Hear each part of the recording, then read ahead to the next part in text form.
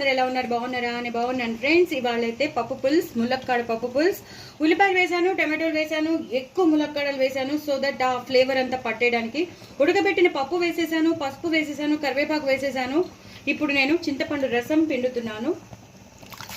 మనకి ఎంత కావాలో, పప్పు పులుసు అంటే కొంచెం డైల్యూట్గానే ఉంటుంది కదా, సో చింతపండు పులుసు పిండుతున్నాను.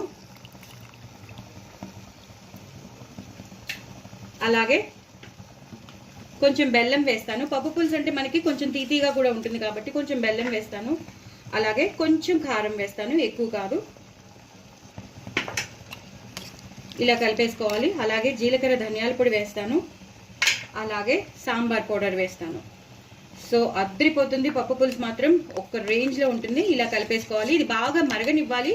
ఇప్పుడే నేను ఉప్పు కూడా వేసేస్తాను. ఉడకబెట్టిన పప్పు రెడీగా ఉంటే, వేయించిన పప్పు రెడీగా ఉందనుకోండి, మనం ఈ ఉడకబెట్టేసిన దాంట్లో మనం ముక్కలు వేసేసి ఈజీగా మరిగించేసుకోవచ్చు. కరివేపాకు ఎక్కువ వేసుకోవాలి. సో ఇలా కలిపేసుకుంటాను. నేను వేసినవన్నీ మీరు వేసేసుకోండి, చాలా చాలా టేస్టీగా వస్తుంది. ఇప్పుడు నేను దీన్ని మరగడానికి ఇచ్చేస్తాను. మరిగిపోయాక మీకు మళ్ళీ పోపు వేసేటప్పుడు చూపిస్తాను.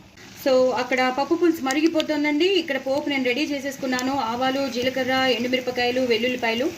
ఇప్పుడు నేను ఇంగు వేసేస్తున్నాను. ఇంగు పోపు వేస్తే చాలా చాలా బాగుంటుంది. సో చూసారు కదా నేను ఎంత వేసానో. ఇంగు అంటే నాకు చాలా ఇష్టం. అసలు ఇలాంటి సాంబార్లు పప్పు పులుసులో అయితే ఒక రేంజ్లో ఉంటుందండి. సో కారం కూడా వేసేసాను. వెల్లుల్లిపాయలు బాగా వేగిపోయే సూపర్. ఇప్పుడు నెమ్మదిగా నేను ట్రాన్స్ఫర్ చేసేస్తాను. పప్పు పులుసు మాత్రం ఒక రేంజ్లో ఉంటుంది. ఎందుకో చెప్తాను. ములక్కాడలు ఎక్కువ వేసేసుకున్నానండి నేను. సో ఉల్లిపాయలు, టమాటోస్ అంతే, ఇంకేం వేయట్లేదు. సూపర్. లాస్ట్లో మాత్రం కొత్తిమీరతో గార్నిష్ చేసేసుకోండి.